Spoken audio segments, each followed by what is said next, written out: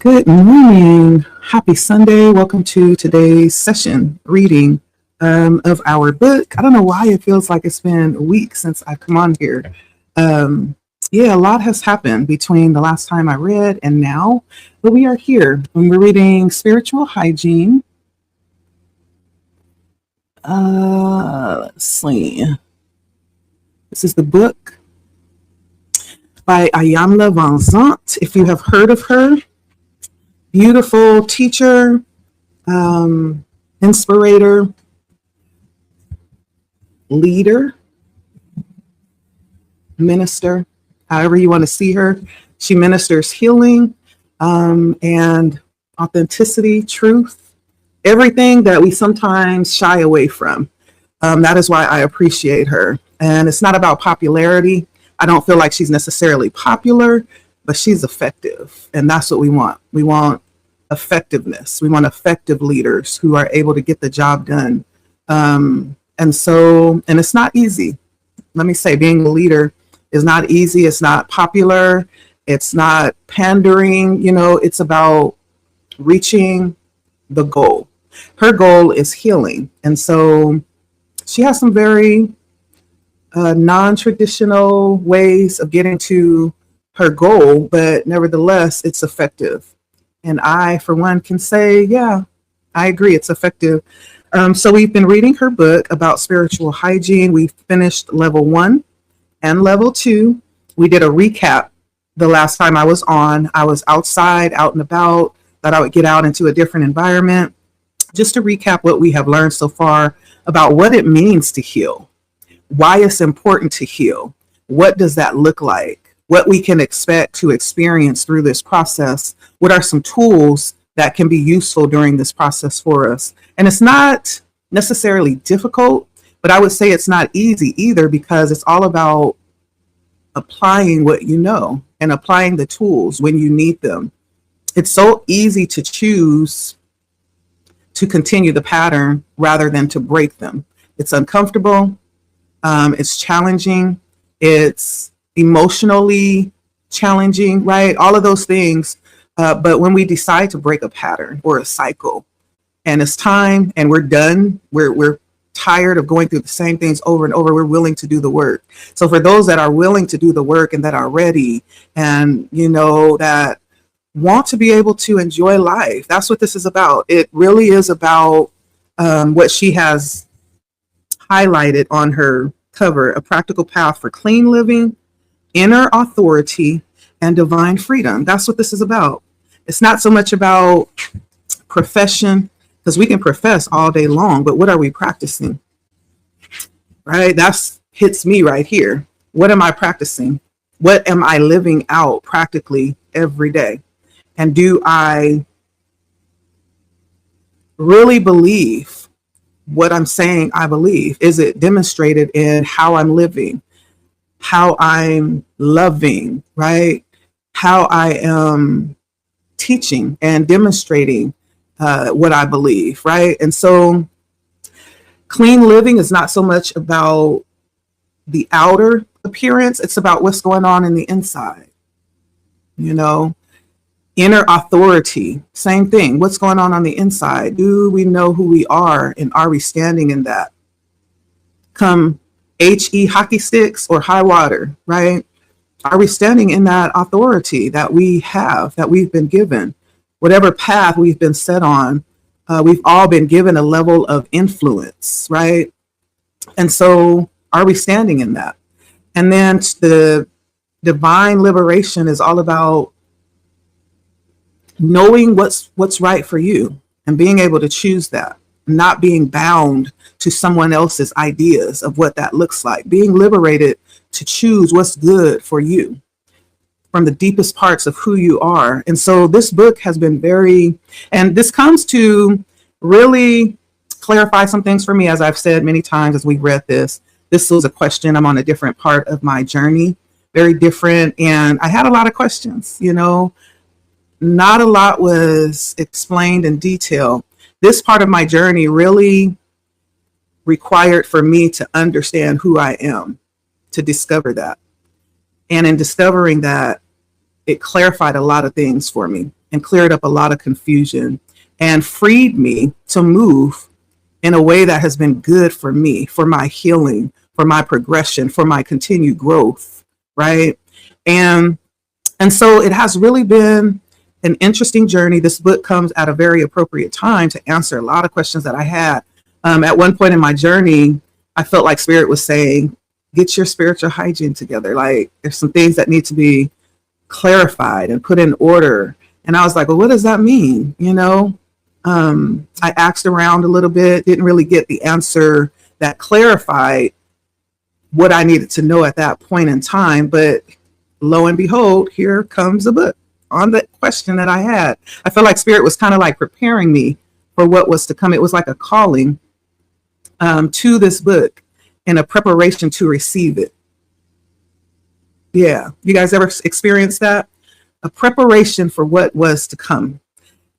And it's like, well, why am I doing all this? Just wait, just be still, be patient. It's coming. And then later along the line, you're like, oh, that's why. Okay, it makes sense now. Just wait. So Spirit may be saying that to somebody right now that has questions right now. What you are experiencing, the questions that you have that may not be fully answered, just wait. It's coming, right? That's how Spirit moves. Spirit does not move in a linear fashion because Spirit is not restricted to time and space like we are. There is no time where Spirit moves. And so Spirit moves in spirals and, you know, in ways that can't be tracked. Sometimes we are given information that hasn't even taken place yet. But once time catches up to it, then it makes sense. That's how Spirit moves. And so Spirit is saying this morning, just give it time. It's going to make sense. And so as we delve into the lesson today, this will be our chapter. Well, we're delving into level 3. This is not a chapter. This is an introduction to the next part of our reading, which will lead into chapter 10. So I believe this is going to be either number 11 or 12. I will number the video, but it's going to be about delving into level 3. And level 3 is about reclaiming. And what are we reclaiming? The sacred self. Okay. I just love the terminology and how she has given names to all of these sacred acts, sacred understandings of who we are, of our processes. I'm just eating it up. It's like a smorgasbord for me. But before we do that, I did light my candle and we are going to delve into prayer, okay? Or meditation. For those of you that call it meditation, we're going to delve into just a sacred opening, a sacred invitation to receive what we will be receiving today. And our opening prayer or meditation says, Holy Presence, ancient and near, I bow at the altar of remembrance, seeking to become ready to return. I choose to remain. I choose to return to the center where you dwell within me. I choose to return to the truth that was covered, not lost.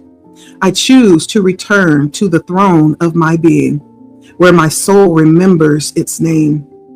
Today, I lay down what is no longer needed, the false strength, the inherited stories, the broken agreements I made from fear. I return not empty, but emptied. I am emptied of the clutter that clouded my knowing. I am emptied of the roles that ruled my worth. I am emptied of the noise that drowned out your whisper. I ask and open myself to receive clearing in the crevices and corners of my consciousness. I ask and open myself so that the residue of my resistance will be washed away. I ask and open myself for the restoration of what has always been mine. Sacred responsibility, soul authority, divine inheritance. I acknowledge this return as holy. I honor the reclamation as sacred. I walk forward in the name of all who have forgotten and are now awakened. I remember who I am. I remember what I carry.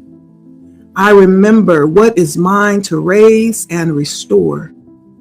I ask, I allow, I receive. Amen. Ashe, Io, and so it is.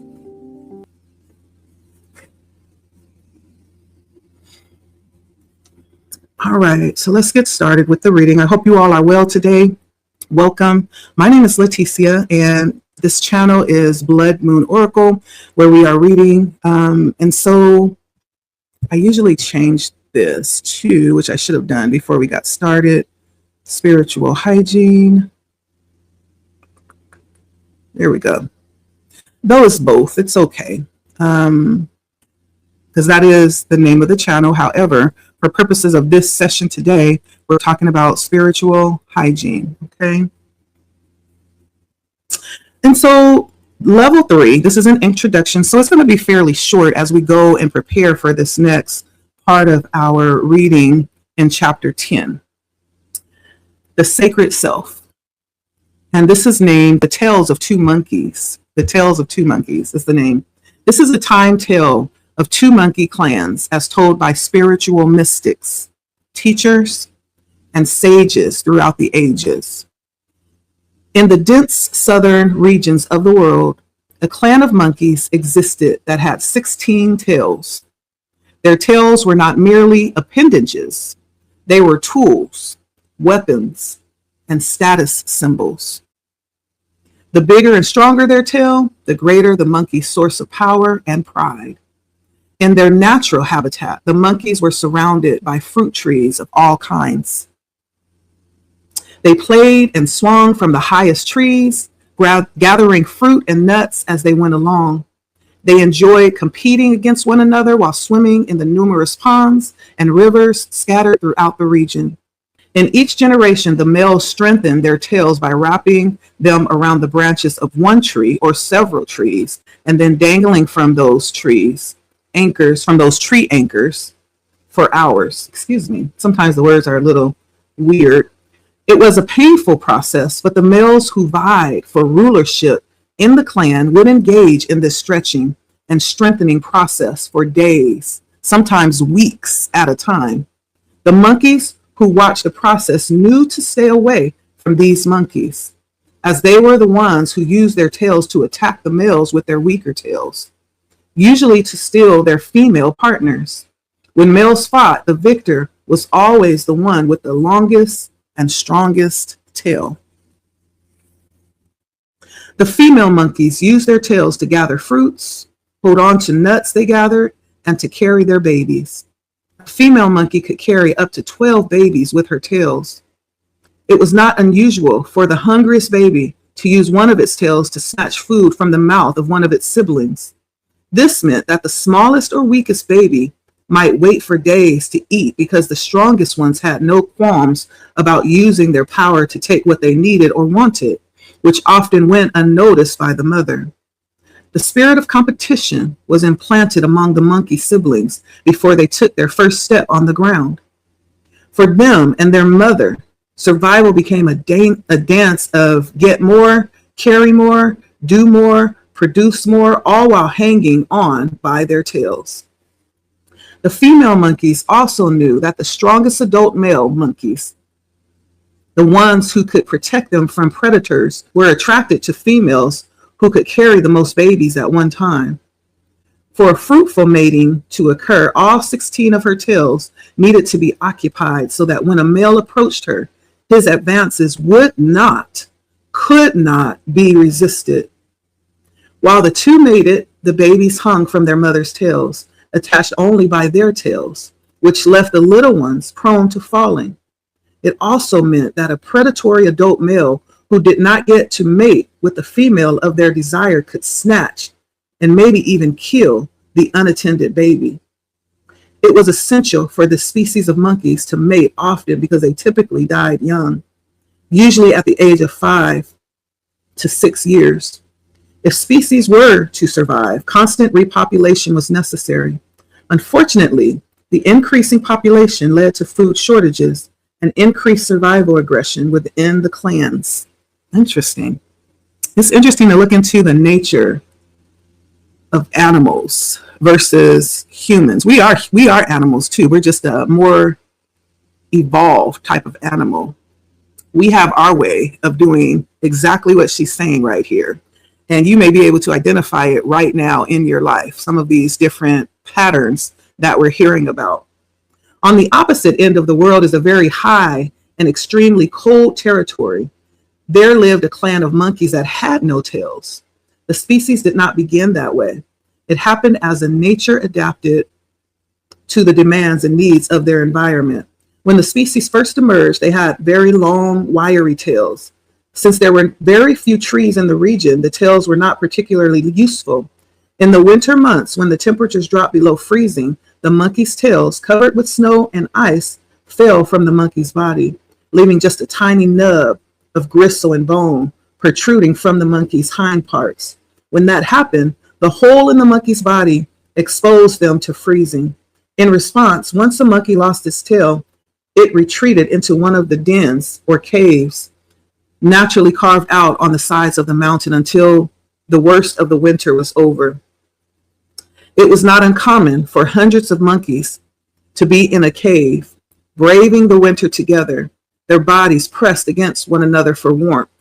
Elders were given first place in these sacred hollows. It was also during these times that the tailless monkeys would mate, emerging from the caves with bulging bellies and newborns in somewhat warmer weather. Over time, without intervention from external forces, the monkeys' babies were born with no tails. They weren't necessary. The monkey babies were exposed to peril. In the presence of the community, mating was gentle. The tailless monkeys survived not by aggression, but through adaptation, through the community, through stillness, through reverence for the gifts and rhythm of nature. These monkeys live longer, with a lifespan of 15 to 16 years. Their lives were marked not by dominance, but by dignity. When a monkey died in the cave, its body was returned to the earth, becoming nourishment for the sky and soil. Nothing was wasted. Everything was sacred. This tale is not simply, excuse me,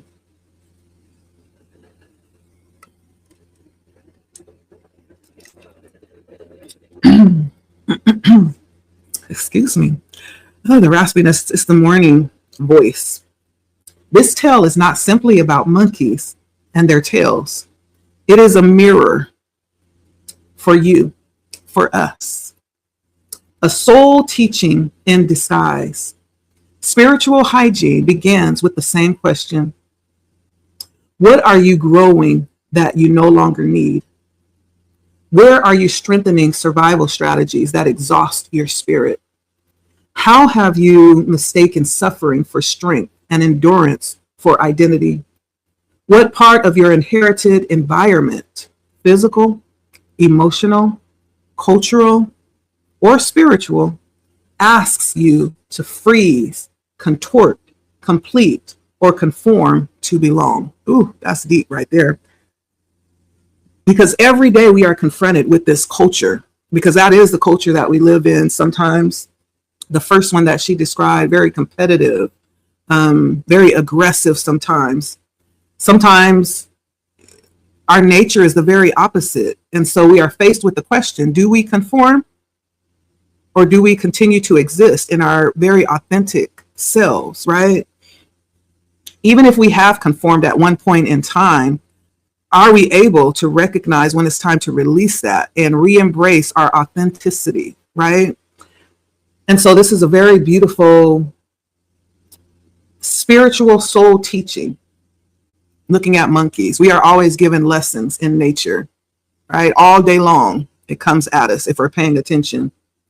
And so this is a beautiful lesson to introduce us to the next level. The first half of our sacred journey, which was about healing and releasing, asks us to become aware of and to tell the truth about the ways we have stretched ourselves for approval, for validation, or survival. Now we are being asked to notice the ways we are still bracing, clinging, or performing to belong. With this awareness, we will begin the sacred act of choosing, because we always have a choice, right?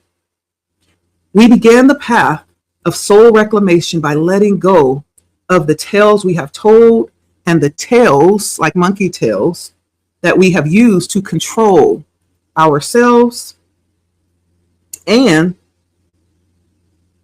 the environments in which we find ourselves. This awareness is not the end of the journey. To reclaim is simply to remember. To remember is just to return. This return requires responsibility.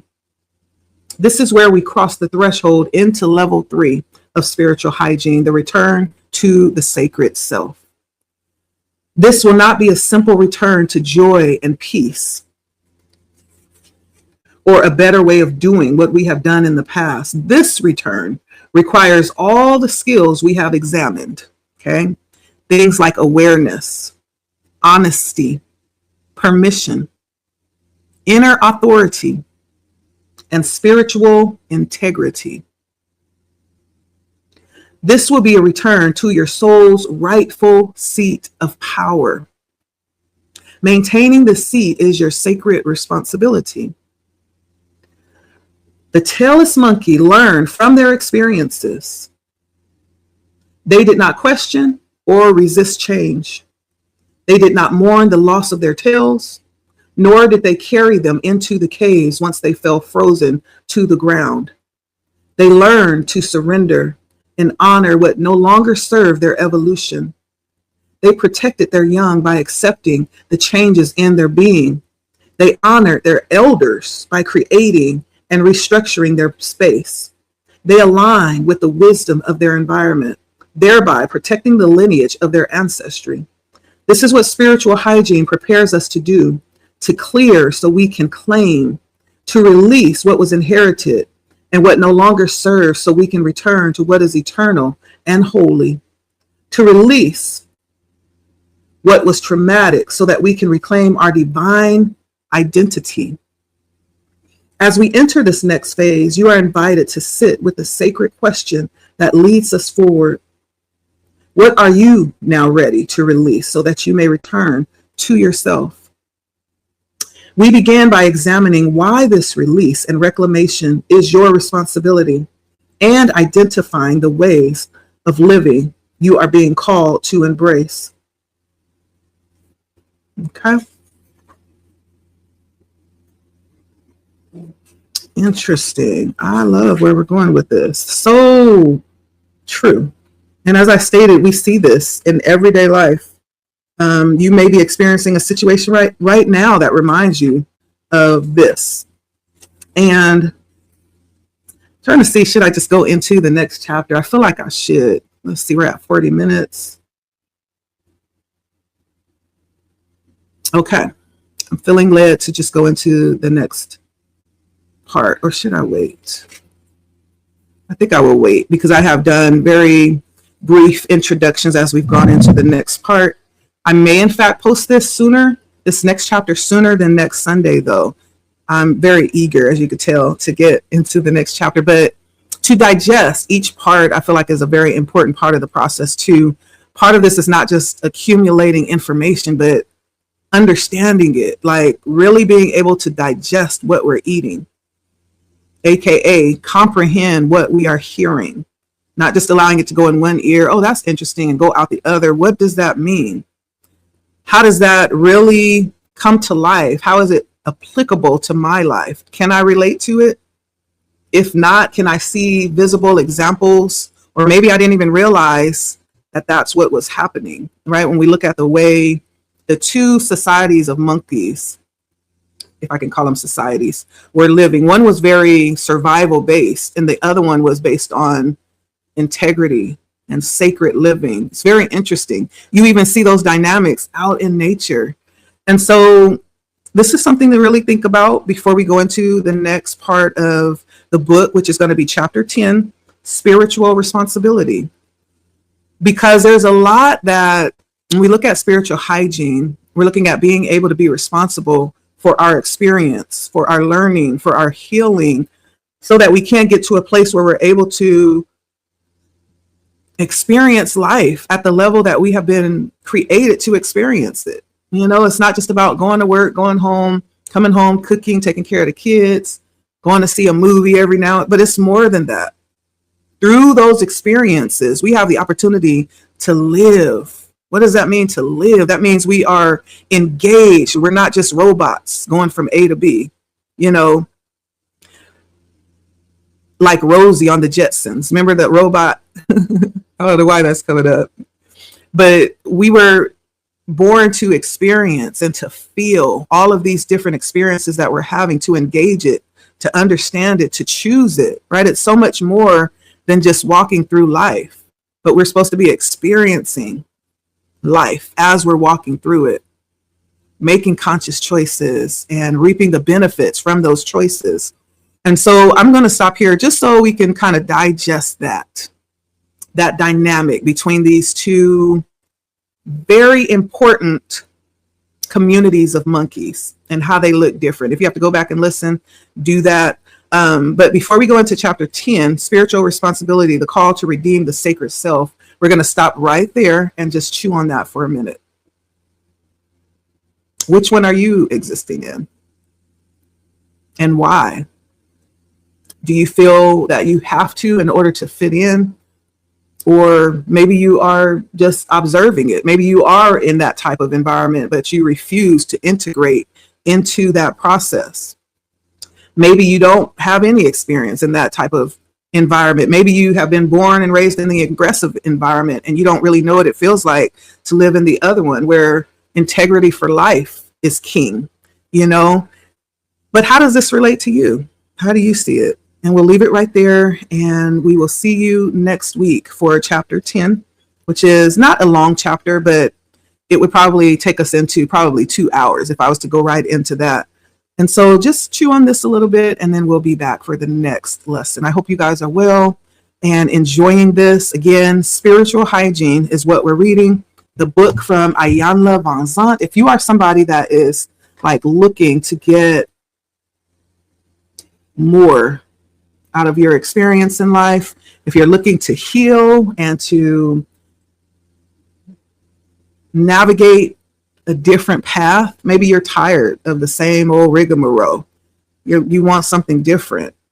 Doesn't necessarily mean that you have to go and change your whole belief system or value system. This is about healing, whatever value system you currently have. It's about healing in that. And empowering yourself to change the patterns that are no longer serving so that you can reach a place where you're able to enjoy and embrace the responsibility that you have for your life. Because if we're waiting for somebody else to come along and make us happy, right?